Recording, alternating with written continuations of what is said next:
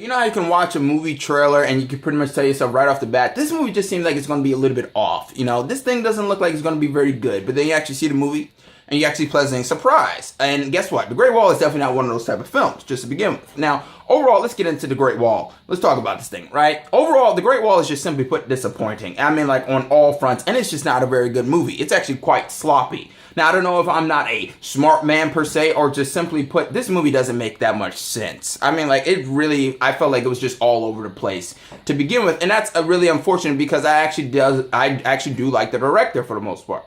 Now, overall, if you're a fan of the director, you pretty much know that this guy's capable of doing interesting stories, you know, with good characters that have background, give you some emotional depth, but also making a visually appealing action movie for the most part. Now, does he do that pretty much here? No, he really doesn't. He pretty much just goes full-on Hollywood retard, and he just starts to make a Michael Bay action film, and that's just the simple truth. Now, Matt Damon is pretty much the star, and let's talk about this damn whitewashing that people keep on bringing up. Look, I'm not going to defend Damon, but I would say Damon is at least trying hard to convince the audience that he belongs in this fucking film, and boy does he fail badly. I haven't seen this guy fail so badly trying to convince you that he belongs on screen since Jason fucking Bourne. This dude sticks out like a dick at a pussy party, and it is badly fucking written. And I mean, like, this movie delivers some very bad dialogue to the point where I don't even know what the hell it's saying. Most of the time, I shit you not, I'm laughing at this movie. And not because of their comedic relief or whatever it may be, but the movie just feels like it's not very good. I feel like there's something forced about this film. Visually, this movie is pretty good. Sometimes it does feel like it is just kind of all over the place with the CGI,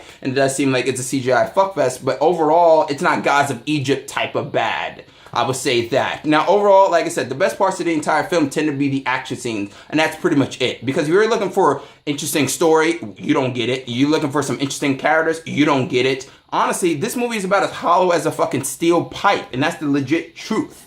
Overall, this movie is entertaining to some, but overall, it could be entertaining to some, but overall, I probably would recommend you probably just stay home or you play the game NIOH, because it pretty much is almost the exact same thing. Yes, there are differences, but for the most part, you pretty much get almost the exact same thing, just done 1,000 times more better. Look, if you're not a gamer, then I recommend you probably either go to sleep or take a shit. Either way, just stay there. But that's just my thought, and that's my opinion. Comment, subscribe, and like. I'm Chris Smith, and I'm signing out.